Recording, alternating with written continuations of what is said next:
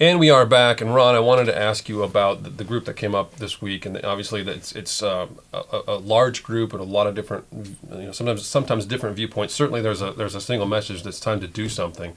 But what are the challenges this group faces as they try to navigate this legislature and try to continue to push that agenda that something's got to change?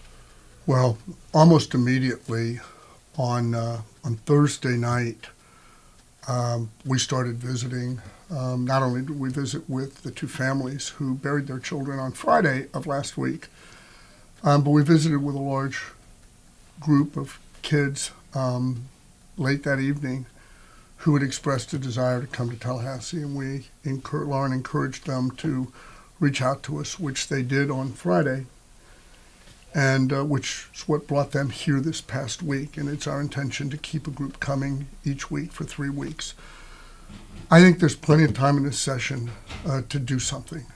What that something is remains to be seen. I think we understand a lot from our many, many meetings with the sheriff and our many, many meetings with the superintendent. Literally, as we were getting ready to go on, I got another text from the superintendent just now. But channeling the energies, making these young children understand how the political process works.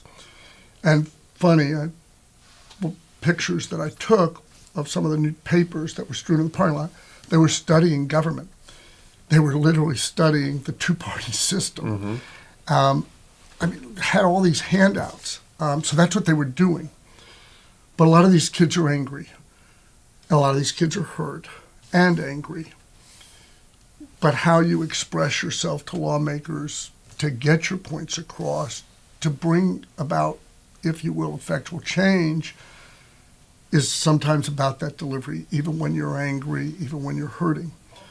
These kids showed up here this week, less than a week after it. These kids showed up here Tuesday night of this week, and they worked through last night.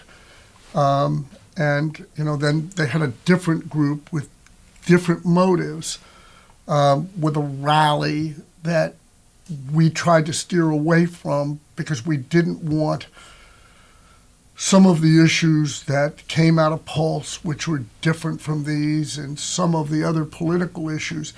There are some who want to drive a political wedge in here and make it R versus D and D versus R. This isn't about a party affiliation issue. This isn't about whose political agenda you should cover or not cover. This is about decency, humanity, and doing something to keep our children safe.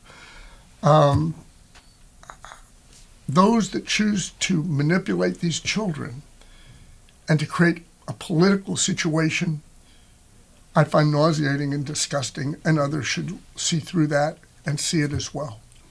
Yeah, I agree. I think, Katie, in your mind, what's changed up here in Tallahassee? I mean, you have your finger on the pulse of sort of the mood of the legislature that moves through. I mean, all of you do. But I wanted to ask you your perspective on it. Has something changed here? Is there a willingness to move a package that might accomplish what these kids want?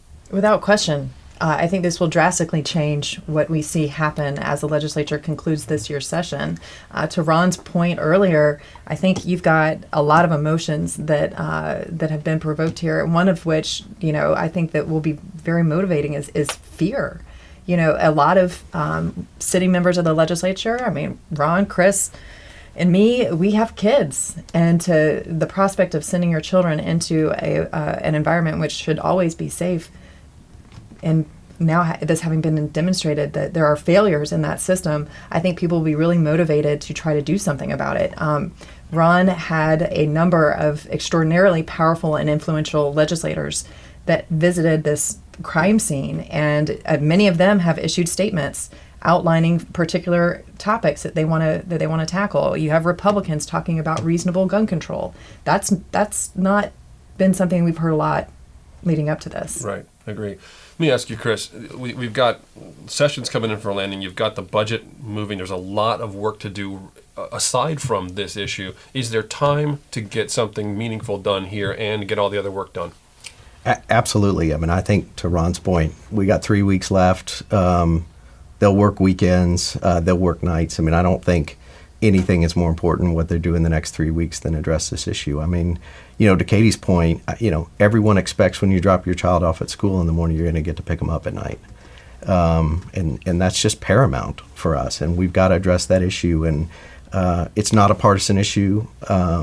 It's not a House and Senate issue. I mean, this is, I think we're now finally starting to see some folks say, you know what, enough's enough. We've had Vegas, we've had Pulse, now we've had Parkland, and people talk a lot about it, but no one's actually thrown out ideas to implement change. I think we're going to see change in the next 3 weeks. At least I pray we do. Ron, I'll give you the chance to close it out here. Closing thoughts on the incident as a whole, how it impacts Florida politics in Florida, the legislature, the laws in Florida. What do you think? Well, I want to steer away from the politics part of it, because what I am hopeful is that it's all going to rise above that. Here's what we know for sure. We know there are problems that have been identified under the Baker Act that might have gotten this guy into some institutional setting or had his guns taken from him because he was a potential threat. I think there are things in the Baker Act that they can do between now and the end. I think there are things they can do to fund school mental health, which superintendents, in particular in the urban communities, have been begging for. I think that dialogue has already started over the last 72 hours amongst the leaders. I think that as Katie's described, there's a new willingness to look at gun safety and what can you do that a child 18 years of age can go in and buy an assault weapon, but they can't go in and buy a handgun till they're 21 is simply a hole in our law. Right. That we don't have a mechanism when someone is determined to be unstable to keep them from having weapons is simply a hole in the law. That we have a waiting period in many places in this state for handguns, but not on an assault weapon. And let's just be clear, an AR-15 is intended for no other purpose other than to kill people. It's not intended to go hunt animals. It's not intended for self-protection. It's intended to kill people. Talk to people who have been in the military, they'll tell you that. And I would love to see the AR-15s outlawed. I would love to see that happen. I think that there are lots of members of the legislature that would. I don't know that you get that done with 14, 12 days left in a session, because that's what we've got left. It's Thursday, the clock is ticking, but there's plenty of time. They can work nights and they can work weekends. And this is an unprecedented situation. And it's Pulse, it's Las Vegas, it's a bomb in Oklahoma, it's Sandy Hook, it's all of those. And I turned to these guys. Columbine, the Speaker of the House was who? The president of Florida State University. John Thrasher was the speaker then. Much like now, they had a bunch of pro-gun bills on that agenda that John Thrasher put in a garbage can and torched.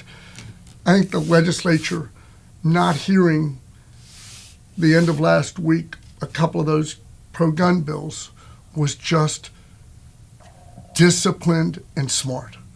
And I'm hopeful that as we get into these closing 12 days, that meaningful change will happen and that the dialogue will continue as we work to make other changes in the future. Thanks. I want to thank you for coming on. I know you've been down there. It was quite a moving experience, and I know it. I can just hear it in your voice. It's not easy to talk about. So I wanted to thank you for coming on, sharing that with us, and just sharing your thoughts on it. Again, Chris and Katie, thank you very much, and we will be right back after this.